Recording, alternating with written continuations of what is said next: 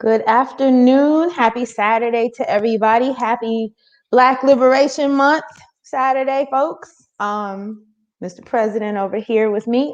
We are extremely excited to be hosting this live stream today. I think that it is a necessary discussion, a very important one about reparations, why reparations, how we get there, implications. So if you're joining us, we are really grateful to have you with us today. And Mr. President, you got a couple words you want to throw in there? Well, I'm just interested in hearing the discussion. You know, there was a point during the Democratic primary where suddenly everybody was talking about reparations for the first time in mainstream politics, but that didn't last long. And the need for reparations remains. So I'm glad we're continuing the discussion.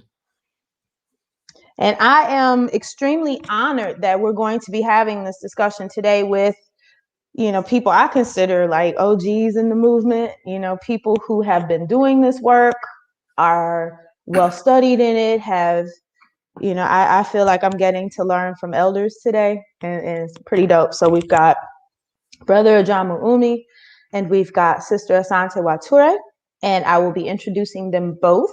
I'm supposed to give y'all a couple of seconds on my thoughts here, and as before I came on and I did some preparation for this, one of the things that I do when I have something heavy to do is I bring it to my ancestors. It's not a secret. I practice ancestor veneration. And one of my ancestors that comes to mind that I want to lift up today is Gerald Leon Wallace, who was referred to as the father of Black theater in Milwaukee, and also a Pan-Africanist, someone at whose feet I learned about our history, our lineage that extends beyond enslavement. And so I want to invite that ancestor and anyone else's ancestors that need to be present for this, because I feel, we're taking this conversation back. This is a Sankofa, reach back and get it, learn your history and move it forward. This is a Sankofa conversation. And I will be very clear about my position on it. There is not a one-time payoff and a set, this set amount. You cannot put a dollar amount on the trauma that my folks have dealt with for 500 years on these shores. There is no dollar amount that will compensate us for what people endured in the Middle Passage. You can't put a dollar amount on that. And the idea of putting a check in our hand and saying, okay, this expunges this country of everything that we have done to your people and continue to do to your people. It is unconscionable. It is absurd. And so I am coming to this discussion, with an open heart, ready to hear, ready to learn, from folks who this is their universe, and this is what they've been working with. So, in the name of my ancestors that come into this with me, those whose names I know, those whose names I don't know, those who were enslaved, may we do you justice today. Ashe. And so without further ado, I am going to introduce our honored guests today. Brother Ahjamu Umi is a longtime organizer for the All African People's Revolutionary Party on 3 continents and in the Caribbean. He is the author of 5 books on African liberation, and he is on the editorial board for the Hood Communist Collective. I love Hood Communists. He and his daughter host a weekly online workshop on African liberation issues. Brother Umi, thank you from the bottom of my heart for being with us today. Thank you for having us. And our second OG is Sister Asantewaa Nkrumah-Ture, and her pronouns are she, her, and hers. She is a 40-year movement veteran, a dear friend of mine, and a member of the Green Party of Philadelphia, as well as the Black Alliance for Peace, the Philadelphia Tenants Union, and the Poor People's Economic Human Rights Campaign. Previously a member of the All African People's Revolutionary Party, All African Women's Revolutionary Union, where she met and worked with Kwame Ture, formerly known as Stokely Carmichael for folks who didn't know. Co-panelist Brother Ahjamu Umi, and many others from the Black Power civil rights movement. So when I tell y'all that I'm sitting here with some greats, I'm not exaggerating. Sister Asantewaa, thank you for being here with us today. Hi everyone. Good afternoon, and thank you very much for this invitation. It is, trust me, the honor is ours. And so we're gonna just jump right into it. And I'm gonna pitch the first question, and both of you are gonna answer it. So we'll start with you, Sister Asantewaa. Why, when we are talking about reparations, especially now, you know, since there's so much buzz about it, you know, in the last couple of years, a lot of folks are unsure of why this needs to be a discussion. So, you know, very simply, why reparations and why for Black people specifically?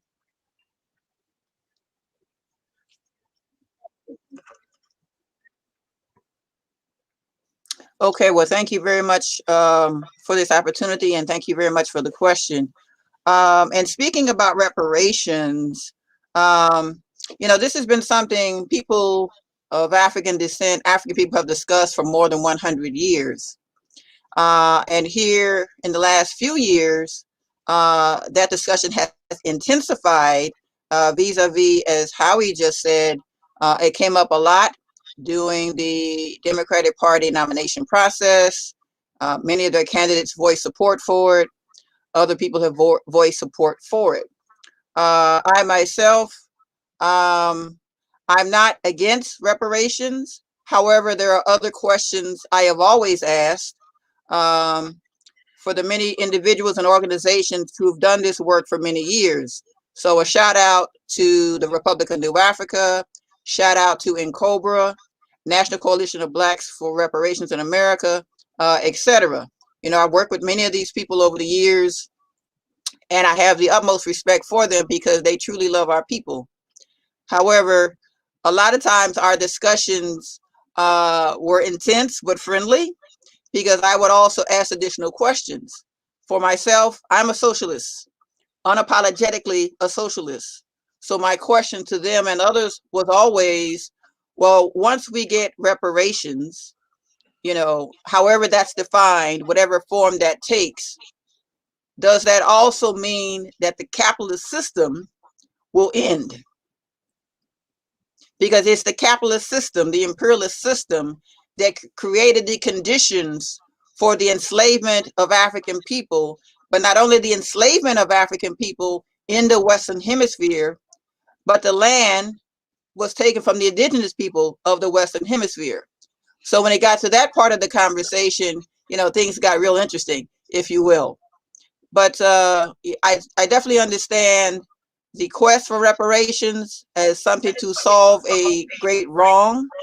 But for me, is that great wrong done away with when you have reparations? And what does that say about other things that are also going on? If we got reparations today, Saturday, February the 6th, would we still have police brutality? Would we still have homeless people, needless poverty, etc.? And I think for those individuals and organizations who advocate and organize for reparations, we have to ask those questions as well. Thank you, Sister Asantewaa. Beautifully said. And Brother Ahjamu, what you got? Yeah, so like Comrade Sister Asantewaa, I just want to give respect to the Republic of New Africa, NCOBRA, and all of those legitimate on-the-ground organizations that have been raising this question about reparations for 40 or 50 years now. And, you know, of course, like my sister alluded to, this entire United Snakes capitalist imperialist empire has been built on the seed money from the transatlantic slave trade. So there's no logical debate about the necessity for our people to qualify, if you will, for reparations. The question in my mind is what that process looks like. And since I'm a revolutionary Pan-Africanist, to me, it gives me shudders to listen to anybody talking about us sitting down and negotiating with terrorists about, as Sister Angela said, the suffering of our ancestors, which no price tag can ever be placed upon. So I don't see how the question of reparations could ever be separated from our African liberation movement to overthrow the capitalist system. And in the case of us who are Pan-Africanists, create one unified socialist Africa. And in that process, that's how we get our reparations.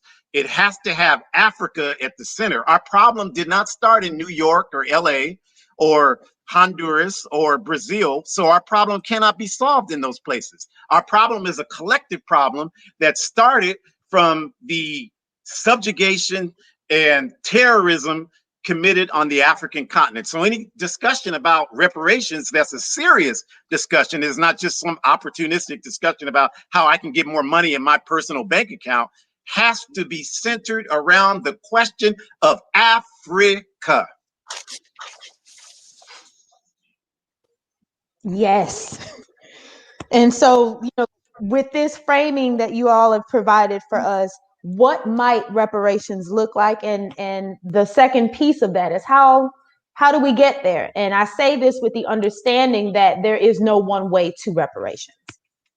Brother Ahjamu, would you start us off on that, please?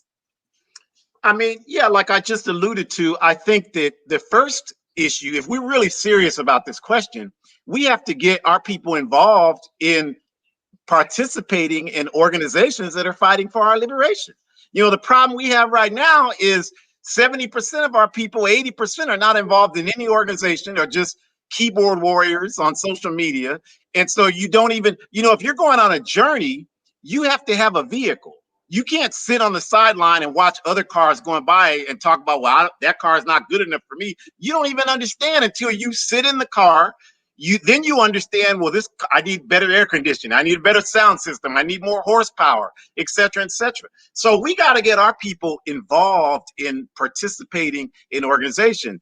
And that's the first step. And once we do that, then we can build a mass movement that, again, attacks this capitalist system. We don't have to argue about, well, I don't agree with revolution. Okay, that's fine. We don't even have to argue that, because we still need to bring this system to a halt. So we need people who believe in reform to do that work. And those of us who want something better, scientific socialism, we need that too. We can work together to achieve all of that. And the people can decide, in the process of the struggle, what they think the right solution is. But what that will do is bring us the resources and materials to say, okay, this is how we set the record straight and bring about justice around this question of what's happened the last 528 years. It cannot happen without system change. Like, I don't even understand these people talking about you gonna sit down with the slave master and negotiate 528 years of terror. There's no way you'll ever convince me and a whole lot of people who are thinking logically that you've really sat down and thought that through in a way that represents the best interests for African people and humanity. There's no way. So we cannot separate this question from the question of us getting free. And when we get free, then we'll have reparations, because we won't just be satisfied to get a 5G cell phone. We'll understand that the cobalt that powers the silly cell phone and laptop can only be found in plentiful supply in the Congo and Mozambique. So we will want to control that industry. That, my friends, is our reparations. Yes, Sister Asantewaa.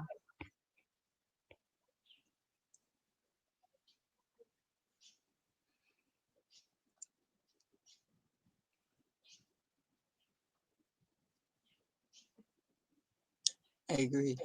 I'm about to say, I still got you on mute. I'm sorry, I can't hear. Oh no, I couldn't hear you.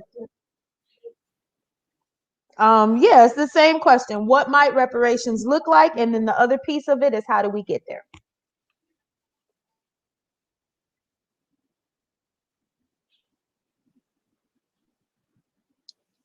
Angela, I can't hear you.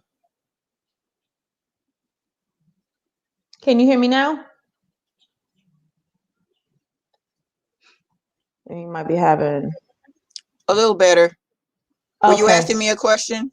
I was indeed. The same question that I asked Brother Umi. Please discuss what reparations might look like, and then the other piece of that is how do we get there?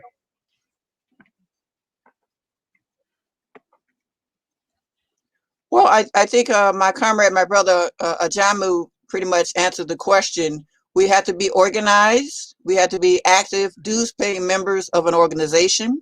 We have to be willing to organize and fight for that we say we want, those things we say we believe in. So with this issue of reparations, people say they want reparations. They're willing to fight for it. But are they willing to do the hard day in, day out work to organize and fight for reparations? How are they defining reparations, right? If they say, particularly since the Durban Conference on Racism back in, I think, 2001 in South Africa, you know, the issue of reparations came up once again in a big way. But again, what kind of work are people willing to do to get reparations? What will it look like? If you say reparations is not just a paycheck, then you have to be able to define clearly what it will look like. And for me, I always interrogate further the person or the organization's politics regarding capitalism. I have no faith in the capitalist system. But for those who think they can get reparations in any form from this capitalist system, they should be able to tell us, they should be able to tell the African people what that will look like. And they need to, you know, figure that out and say what that means. Now, I greatly appreciate the fact that the Green Party supports reparations, but this also means we must continue our internal political education regarding reparations, what it will look like, etc. Lastly, I would just say that for African people who want reparations, you know, again, we have to be organized to demand that, and we have to be able to prioritize things. So for those who are in organizations advocating for reparations, how are they prioritizing certain things? Do they want reparations before we have the total release of all political prisoners, such as Mumia Abu-Jamal, such as Russell Maroon Schultz, Leonard Peltier, etc.? Right? So all these things have to be asked as well. And you know, sometimes for these folks who want reparations, sometimes they're able to have that kind of conversation, and sometimes they are not. Okay. And I mean, I think the both of you, in fact, I know the both of you have already touched on this in numerous different ways with this question, but I think it's important for contrast for people. Please, you know, discuss a Pan-African approach versus a Black capitalist approach to reparations, because people who are not movement people, and I've had this discussion with the both of you, people who are not necessarily, you know, what we call movement folks, may get these confused. And you know, I've seen people who identify as Pan-African as also hashtagging, you know, as something that's a little bit incompatible with that. And so I think that it's imperative that, you know, folks understand we're very clear that when we're talking about reparations, we are not talking about boosting Black capitalism. So, Brother Ahjamu, please discuss a Pan-African approach to reparations versus a Black capitalist one. Yeah, and I really appreciate that question, because I think that, you know, one of the fundamental problems that we have as African peoples, we don't know our history. And I know we get mad when people say that, but y'all, you know, we ain't read no books on Africa, you know, but we know everything about everything. We haven't, you know, I used to have this discussion with my dear mother when she was alive. She used to talk to me about Christianity, and nothing against Christianity because I study it. But I would tell her, I've never once seen you open the Bible. So I'm trying to understand where the information you're coming at me with, which was overwhelmingly reactionary, is coming from. So, you know, we have to understand first that this capitalist system that so many of us love so much was built on the oppression of our ancestors. The seed money that financed the capitalist system came from the transatlantic slave trade. The entire banking industry in the world, you just Google any bank, you can Google Deutsche Bank, Bank of America, Wells Fargo, and comma slavery. They all have had to acknowledge, because of the legitimate forces who have been raising this question of reparations that we mentioned in the beginning, they've all had to acknowledge this within the last 15, 20 years. The entire insurance industry, Aetna, New York Life, they started by selling premiums on our ancestors on the plantation. Brooks Brothers suits started by making, I saw a brother, he said, I got a Brooks Brothers suit. And I'm like, you're not the first one of us to wear some of their clothes. Our ancestors on the plantation picking cotton wore Brooks Brothers clothes. That's how the company started. So no question, it's impossible for me to understand how people who would have an economic understanding of history could think that capitalism could ever be in any way the system that could bring us freedom and liberation when it's been built and developed on our backs. And another thing we have to recognize is the indigenous people of the Western Hemisphere. For years now, they have been offered financial settlements by the United States government. I know we don't study a lot about, we don't study ourselves, so we don't really know a whole lot about, you know, other movements, but this is, you should look into this. They have been offered huge financial settlements, millions of dollars, like through because the United States has violated the Fort Laramie Treaty, which is related to the Dakotas area, and like the Pahasapa or the Black Hills, or what most of you call Mount Rushmore, with the colonists renamed it. And so they've tried to offer the indigenous, the Lakota tribes, the Oglala Nation, they've offered them numerous times financial settlements for the theft of those sacred lands. And the indigenous people, because they have that dignity, tell them there's no money, there's no monetary amount that can satisfy our need. We want our land back. That's what we need. We don't want no money. We want our land back. And so we as African people, we have to understand that, because I think because we don't know our history, you know, we don't know who we are.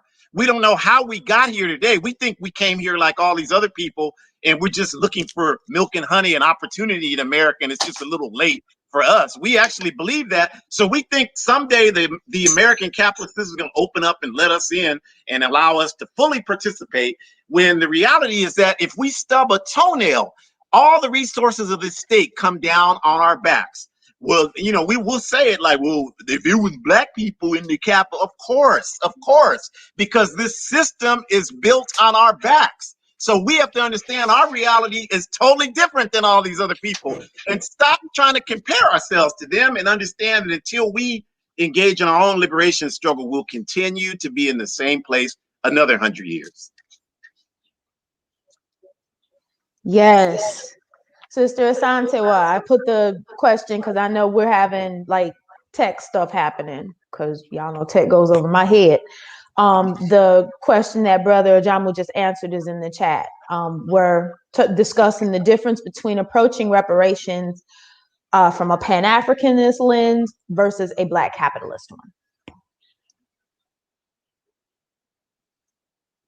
Well, I think, as my big brother Kwame Ture used to always say, you know, the African petty bourgeoisie is the worst and the most ruthless. So there is no progress, there is no liberation with Black capitalists. So for example, let's say someone got reparations, and it was in the form of, say, a block of apartment buildings, and you give it to one person or one family. Okay, great. They'll have housing for themselves and their family, and they may want to also provide housing for others. Okay, great. But is that really fair housing? Is that really going to house everyone who has a need? Or is it going to create a landlord class of Black folks? You know, I live here in Philadelphia, and I also organized with a group called the Philadelphia Tenants Union. And we once had a campaign against a particular landlord a brother who was from Kenya, and he was the absolute worst. He tried to kick out a tenant who, for not paying her water bill, but she had all her receipts, right? So just as that example, these kind of political questions need to always be asked. And we have to do our due diligence to ask these kind of questions so that we all can have clarity about what this reparations will look like. All right, sister, I appreciate you. Moving on. I like the pace of this. Because y'all right to the point. I love it. Please discuss. And you know we finna get it for this. We finna get it for this. We finna get it for this. And I'm not worried. They can bring that smoke if they want to. Please discuss briefly why movements like, ADAS, which is, for people who aren't familiar, American descendants of chattel slavery. Why movements like that are concerning and also incompatible with both Black radical traditions and, for Sister Asantewaa, since you're a member, also the principles of the Green Party very specifically. Brother John. Yeah, so I mean, I think there are two major things that definitely need to be thought about in regards to your question. First is what I said earlier: the majority of our people are not in organizations, so you don't understand the conditions of struggle that our people need to engage in to become free, because you're not participating in that. You can't understand physics and you haven't studied physics, so you can't understand our struggle for justice just by reading social media articles. So you got to be in an organization. Otherwise, you there's no way you really understand what you're talking about. That's the first problem. The second problem is we don't know our history again. I have never met anybody who is saying a lot of these things that a lot of these folks are saying, like, well, we need to separate ourselves somehow from Africans born in other countries. Like, do you understand how absurd that is? Like, if you've traveled, like I've been fortunate. I've traveled to probably about 30 countries and lived in other countries, primarily in Africa. When they kidnapped us, they didn't say, well, okay, are you all Wolof? Because we don't keep you all together. We got a shuttle waiting for you over there to go to the Western Hemisphere. They just snatched us up, you all, and kidnapped us violently and brutally and forced us over here. So you have relatives in Nigeria, you have relatives in Ethiopia, relatives in Brazil. Do you understand that?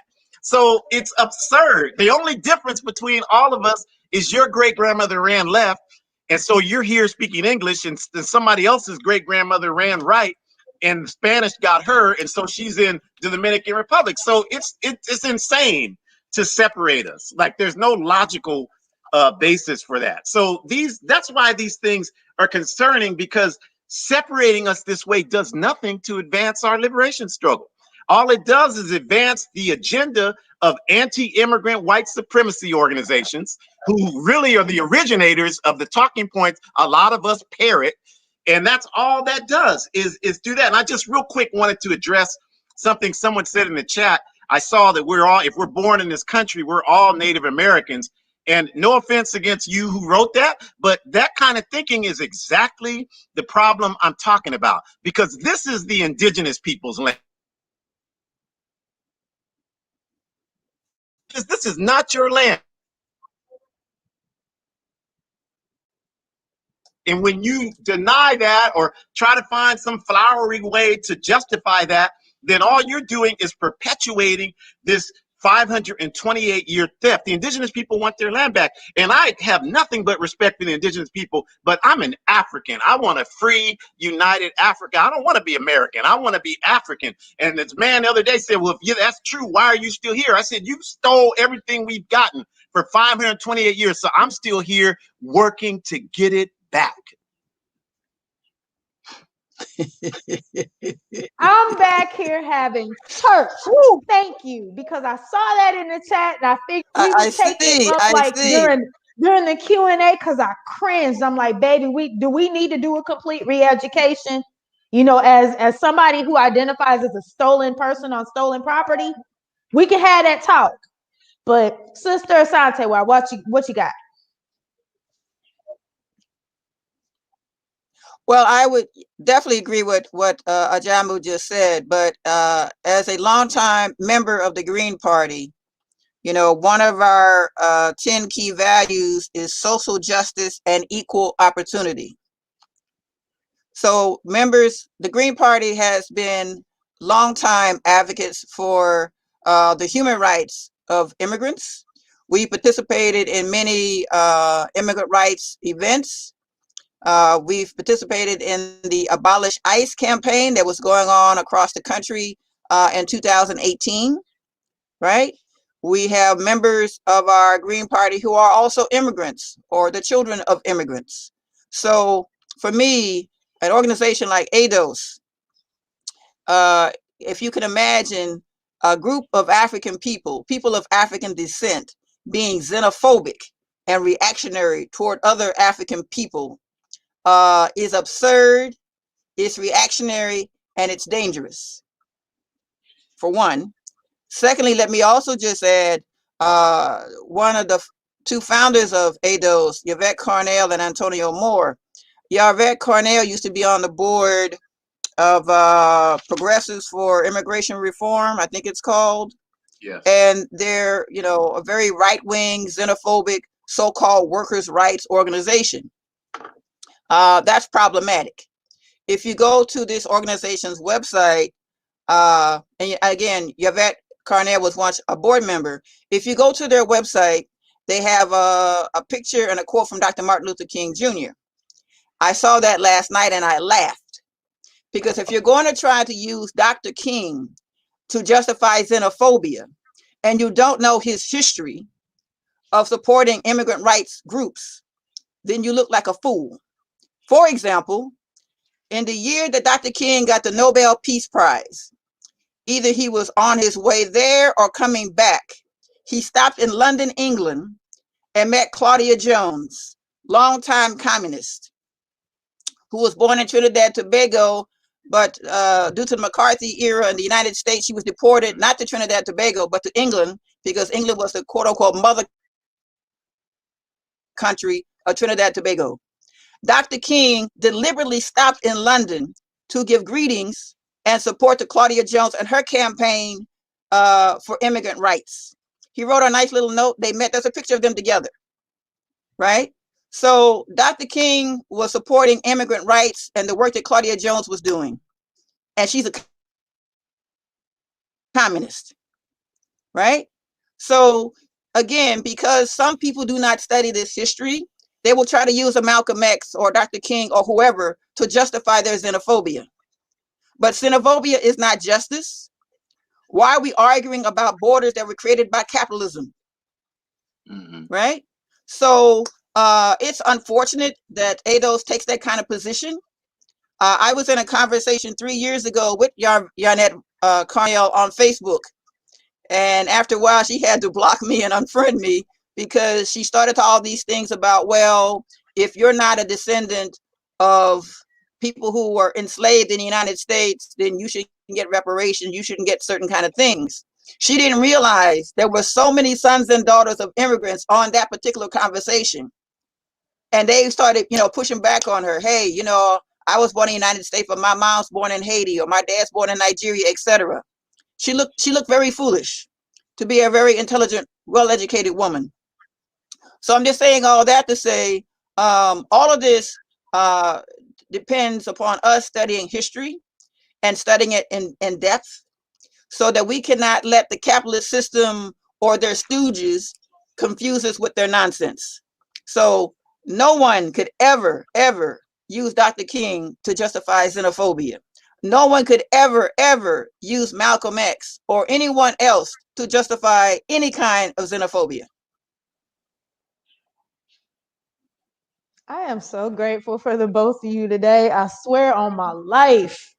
Our final question before we and Sister Asantewaa, when you're ready for your slides, let me know. My final question for right. two OGs. Yes, ma'am. No, I was just going to say something. Is how can the Black left provide a space for our people? And this is something close to my heart because, you know, part of the reason is I campaigned on this, Howie and I did.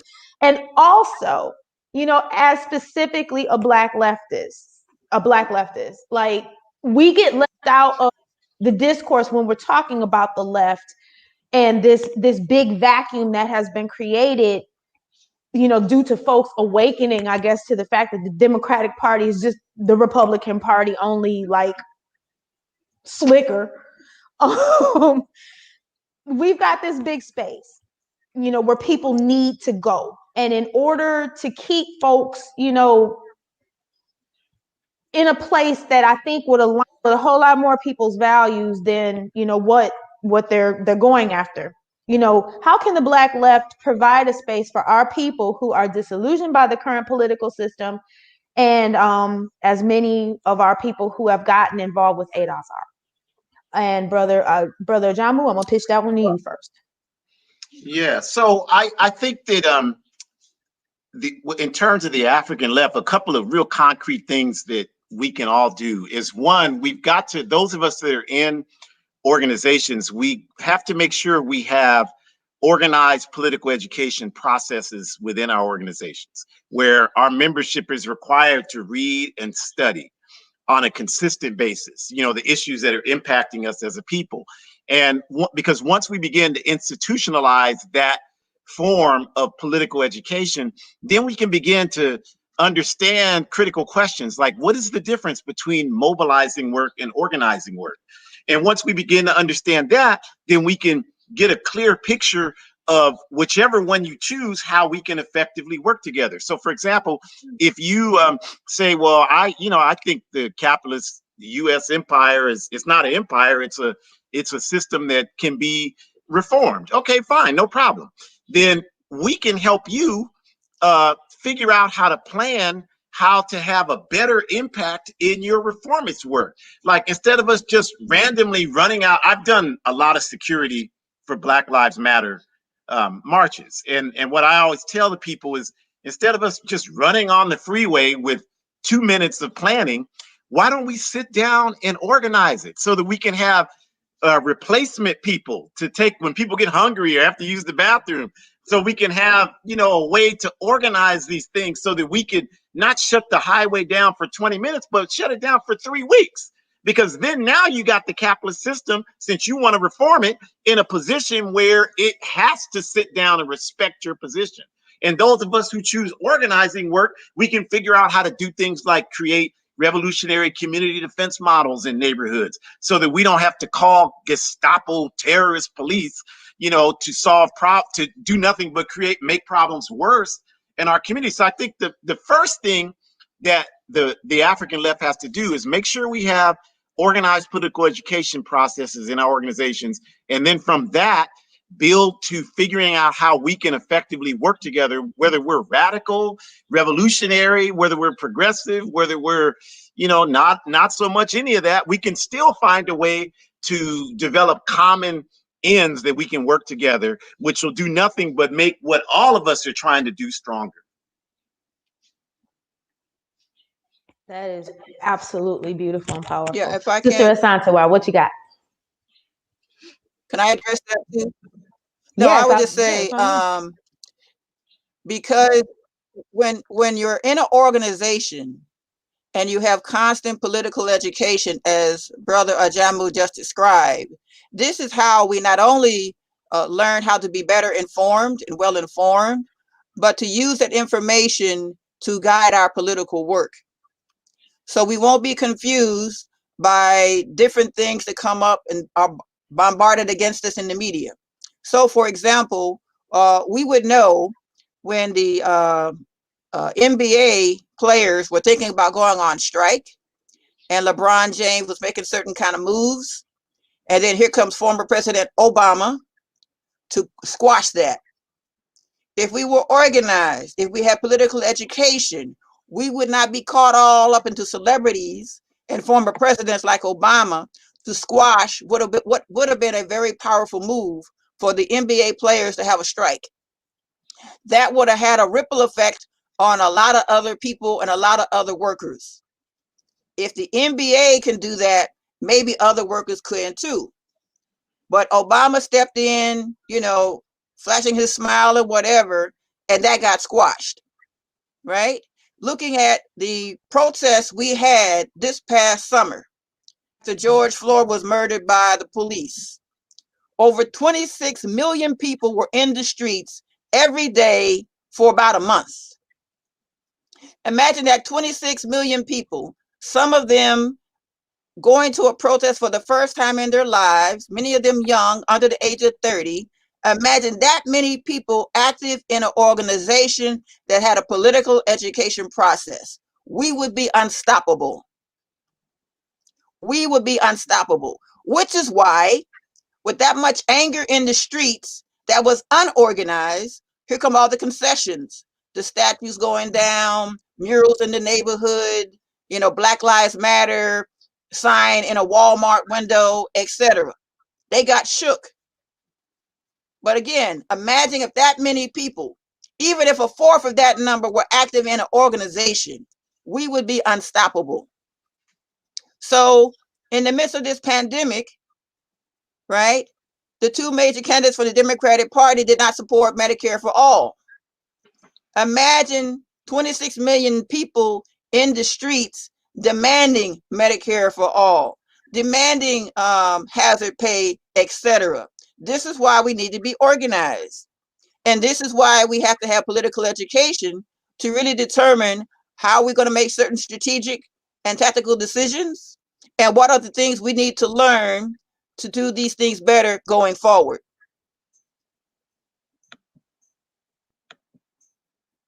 Absolutely excellent. And so what we're gonna do, and just keep it going, because y'all are,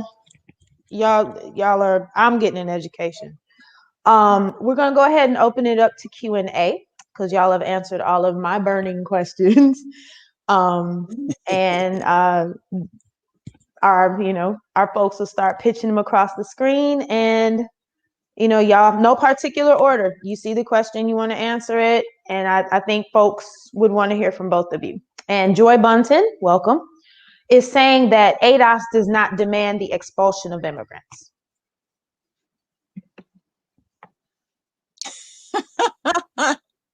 Wow. Are you going to, Asantewaa? Can I address that? Yes, please. Yes, please. Yeah. ADOS does not necessarily demand the expulsion of immigrants, but at the same time, the language and messaging that they use suggest that they should be, or at the very least, should step back in the back of the line while we get our reparations, right? Why would you want to privilege one group of African people over another based primarily on the fact that they were born in the United States and their ancestors were enslaved in the soil of the United States? Why would you want to do that deliberately? Why would you get on media and say those kind of things, as Yarnette Carville is so famous for? But what about the data? You know, she gives all this employment data about how immigrants get certain jobs and Africans born in the United States don't get certain jobs, etc. But if you look a little deeper in with that, the question is, how is it that capitalism and in certain employers, how do they make decisions about hiring people, right? How are people pitted against each other deliberately, right? Our beloved Bruce Dixon had a one-on-one back and forth with Yvette Carnell a few years ago, and she was talking about, how these unions don't do all they can to provide, Black U.S. citizens with jobs, et cetera, et cetera, et cetera. But long story short, Bruce Dixon gave an example that he knew of in real life, where the folks who were immigrants and those that were U.S. born, they got together, they organized themselves, they presented a united front against a particular employer. And so in doing that, they did not allow that employer to pit them one against the other. It did not allow that employer to pay immigrants less than those born in the United States. I forget what union this was, But when Bruce used that as an example to push back on her nonsense, that was resolved because he was speaking from a personal observed experience. Brother Ahjamu, do you want to chime in on that one? Yeah, I mean, I think that, this is an example of why we're pushing this concept of political education so hard, because without that, what happens is that we get tied into other people's framing of our struggle. Like that's not even a question for me. Like whether or not the so-called American descendants of slaves movement makes that claim or not is completely irrelevant. We're all slaves. If you're an African in the Western Hemisphere, from Alaska down to Chile, you're an African on a slave plantation. Nobody can refute that statement. So not if you studied history. So once we understand that, I'm not gonna, like, can you imagine our ancestors 150 years ago? Well, I didn't say he had to leave this plantation, but I need to be able to get my food first. Like, what kind of analysis is that? Like, we all need to be talking about how to burn this slave plantation down. That's the only discussion that's relevant. Anything else is about somebody else's agenda that we are either is either unknown to us because we're not politically sophisticated enough to figure that out on our own, or we're opportunists who are trying to advance an agenda because it serves our individual economic interests. Come on. Hey, Matt. Matt is one of our green folks, our green family that joins us, for our live streams on Tuesday. Hey, sweetheart. And Matt's question is, how do we begin the process of multicultural competency within a primary, and I'm paraphrasing you, baby, primarily Eurocentric communities the most effectively, in your opinion? And either one of y'all. Can I address that? Yes, please. Can I address that? Again, and apologize for being redundant, but political education.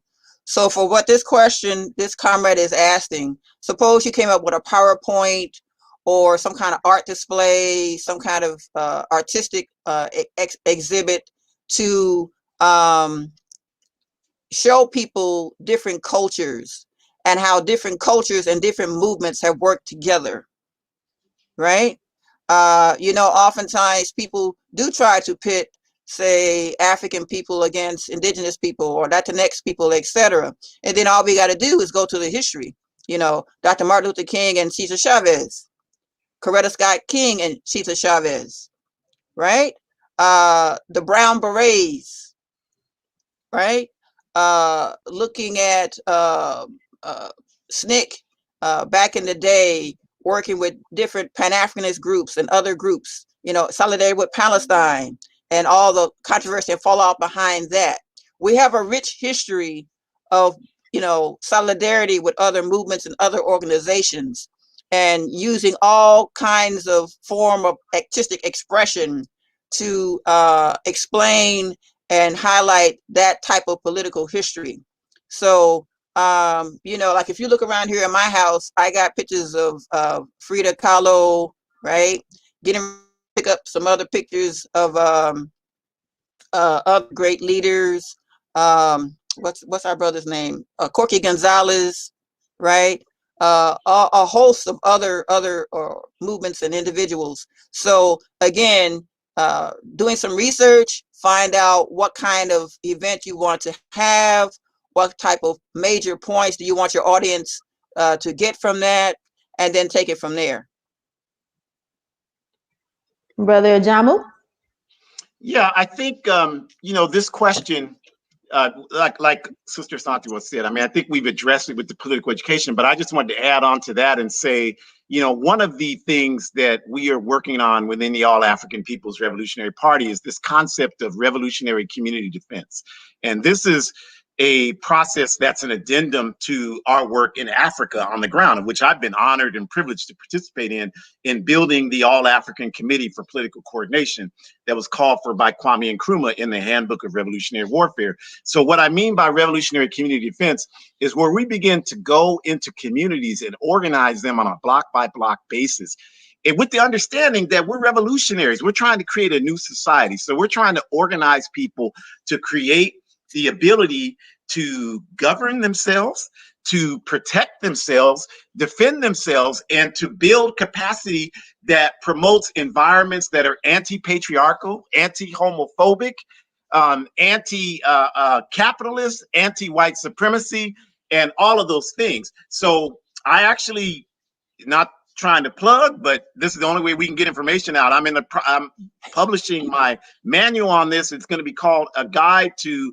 Defense Against White Supremacist, Patriarchal, and Homophobic Violence. And so I think that's the key. It's like when we begin, we've got to get people involved in organizational work. We got to get people doing this work. We can't have 10% of the population fighting against the system. We're never going to get free with where we are right now. And everybody else just engaging in intellectual masturbation. That is not a recipe for freedom, you all. And then again, I have to address something I saw in the chat. Someone, again, this statement about, well, we're all Africans because life originated in Africa. Look, again, this is a problem with the lack of political education. I'm not trying to throw shade at any of you. I know you're probably trying to do your best, but if you're European, Africa in 2021 has nothing to do with your life whatsoever. Most of you have never been there. You will never go there. You have nothing to do with Africa.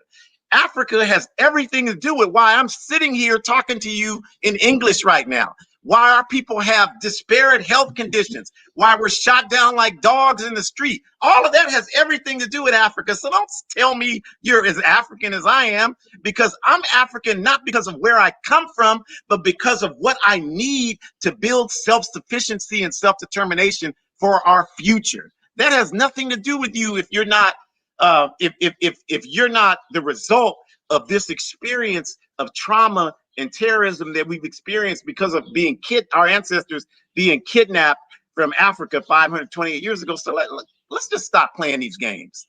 Okay, when we say we're Africans, that's what we're talking about, is our political identity to get free. That's not your political identity to do anything. So let's stop doing that. Let's move forward. Speak. And that's all I can say. Like, to the two of you, because we're going to move toward closing thoughts so that I can respect y'all's time. But I promise you, Lord have mercy, this discussion was so sorely needed. And even for people in movement work like myself, I need it. Sometimes you just need some more clarity. You just need, so, on my own behalf, thank y'all for making the time and space. I cannot what an honor it is. Yeah. And so we gon', I ain't gonna hold y'all. So I'm gonna wrap it up. I want y'all to plug away because the people need the information. Teach the people, like they used to say back in the day. So, Brother Ahjamu, what you got? What are your closing thoughts? And as far as any plugs you got, we want all of that.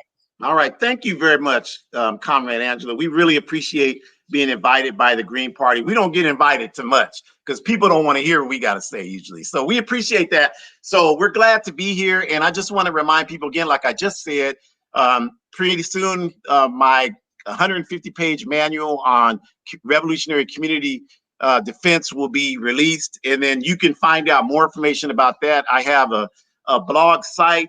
It's called Ahjamu Umi's Truth Challenge. It's www.abetterworld.me.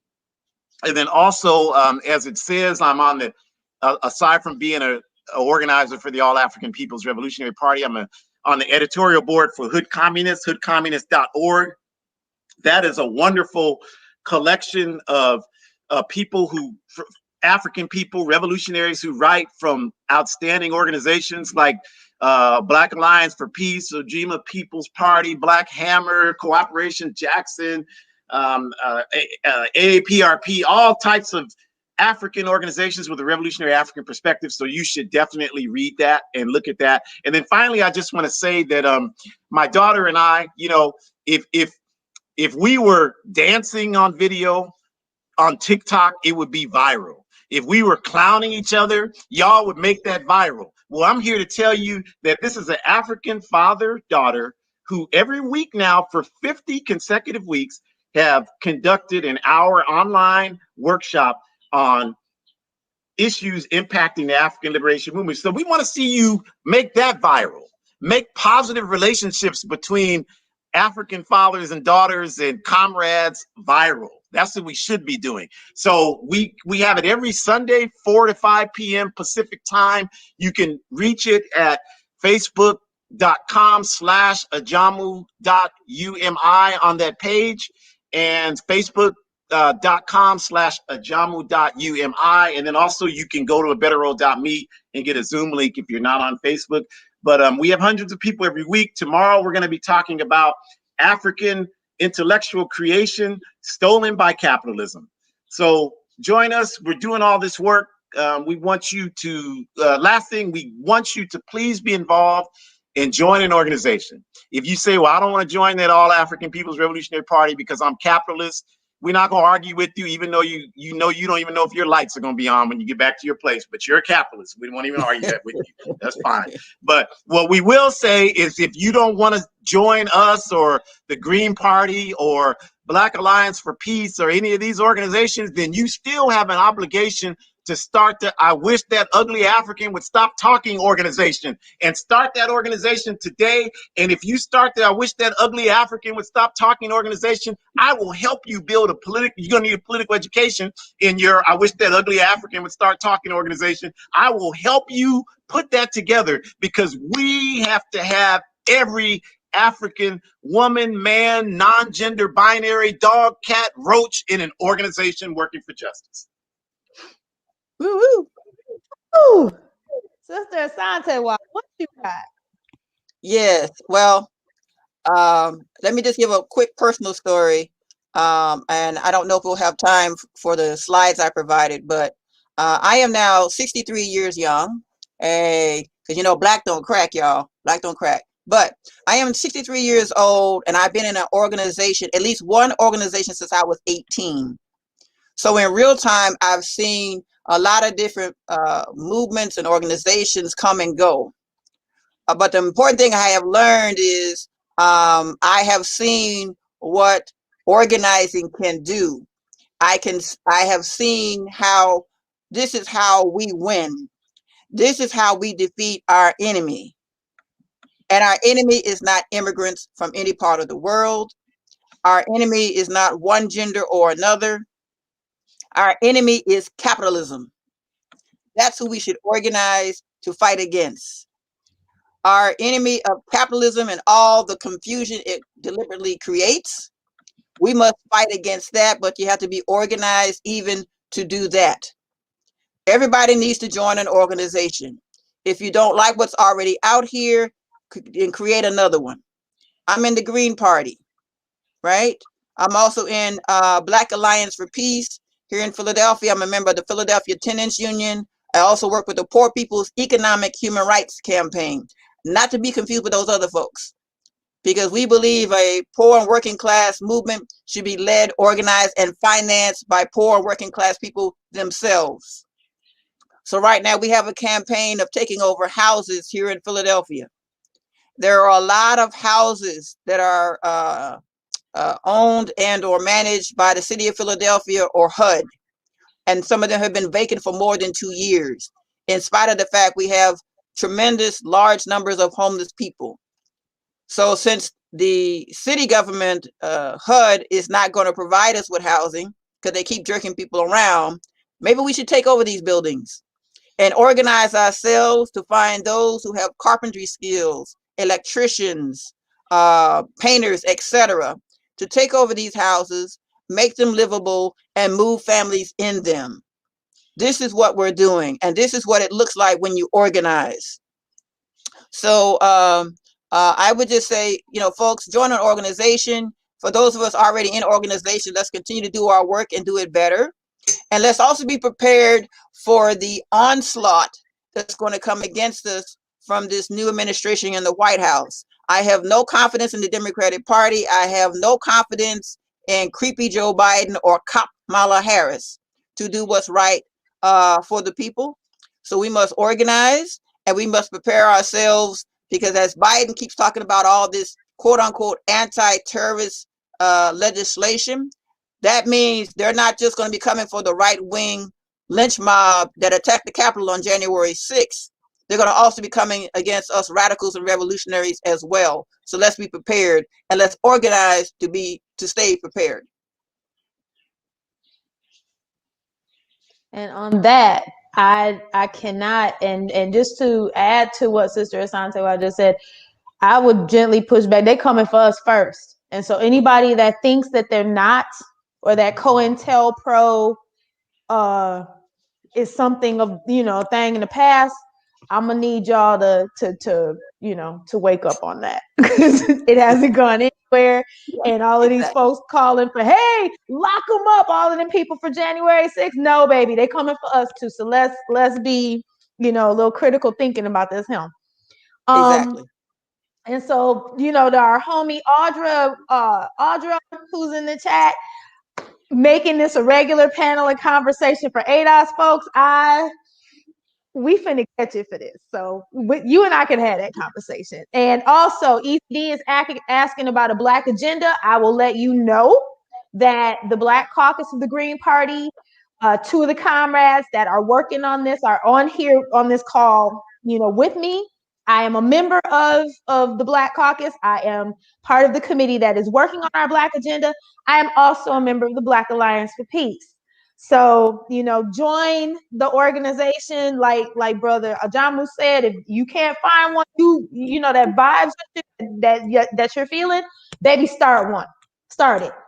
But we are in a position where we got to do something. And so, not gonna hold y'all no more. Thank you to my two amazing, esteemed comrades for joining us today. Thank you for sharing your time and your wisdom with us. And Howie Hawkins, who has been an observer this entire time. President Howie, you got something you want to add as we exit the building? Yeah, this is an important discussion, and I could say a lot. I'll try to keep it brief. Going back to the question of reparations and socialism, I see reparations as a transitional demand towards socialism. We can't wait to repair the damage until we transform the system. Repairing the damage is part of the process of transforming the system. Another thing that people tend to put into a dichotomy is individual versus collective reparations. And I think if we get HR 40 passed in their hearings and their study, and we got to be organized to make sure that Black people in this country voices are heard. Look, during the Obama years, Black America lost half its wealth because their homes were stolen by these predatory lending and foreclosing banks. Like Steve Mnuchin was in the middle of that. And because the Obama administration didn't prosecute him, he ended up Treasury Secretary. And Wilbur Ross, who was at the center of robo-signing, ended up being the Commerce Secretary. So, there's some people saying in the chat, well, I didn't own slaves. Yeah, but you were around when this theft happened. This has been going on the whole time.